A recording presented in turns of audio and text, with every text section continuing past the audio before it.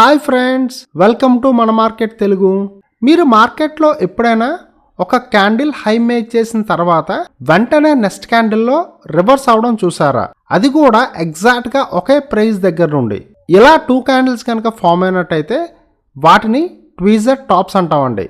ఇది చూడడానికి almost equal హైసే make చేస్తుంది. అండ్ ఫస్ట్ క్యాండిల్ ఎప్పుడు గ్రీన్ క్యాండిల్ ఉంటుంది, సెకండ్ క్యాండిల్ ఎప్పుడు కూడా రెడ్ క్యాండిల్ ఉండాలి. ఇలా గ్రీన్ క్యాండిల్ ఎందుకు ఉండాలి, రెడ్ క్యాండిల్ ఎందుకు ఉండాలి, ఈక్వల్ హైస్ మేక్ చేస్తే ఏంటి, ఈ ఈక్వల్ హైస్ వెనకాతలో ఉన్న లాజిక్ని ఇప్పుడు డీటెయిల్గా డిస్కస్ చేద్దాం. మొదటి గ్రీన్ క్యాండిల్లో ఏదైతే హై మేక్ చేసిందో, హై మేక్ చేసిన తర్వాత రిజెక్షన్ వస్తుంది కదండి. ఈ రిజెక్షన్ వచ్చిందంటే అక్కడ సెల్లర్స్ యాక్టివ్గా ఉన్నారని అర్థం. So first green candle close అయిన తర్వాత సెకండ్ క్యాండిల్ ఏదైతే ఉందో ఆ సెకండ్ రెడ్ క్యాండిల్లో సెల్లర్స్ ఇంకా ఎక్కువ స్ట్రాంగ్గా యాక్టివేట్ అయ్యి ప్రైజ్ని కిందకి తీసుకొచ్చారండి.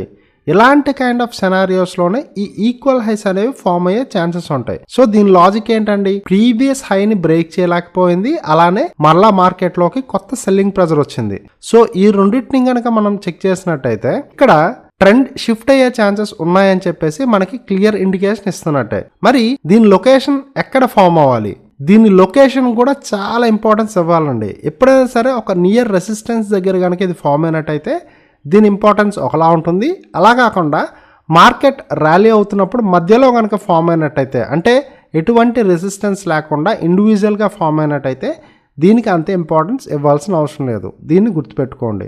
సో నెక్స్ట్ టైం మీరు చార్ట్లో చూస్తున్నప్పుడు రెసిస్టెన్స్ దగ్గర ఎలాంటి డబల్ రిజెక్షన్ కనిపిస్తే అలర్ట్ అవ్వండి. లాజికల్గా ఆలోచించండి అండ్ ప్రాక్టీస్ చేస్తూ ఉండండి. నెక్స్ట్ వీడియోలో దీనికి పూర్తిగా ఆపోజిట్గా ఉండే ట్వీజర్ బాటమ్ గురించి మాట్లాడుకుందాం.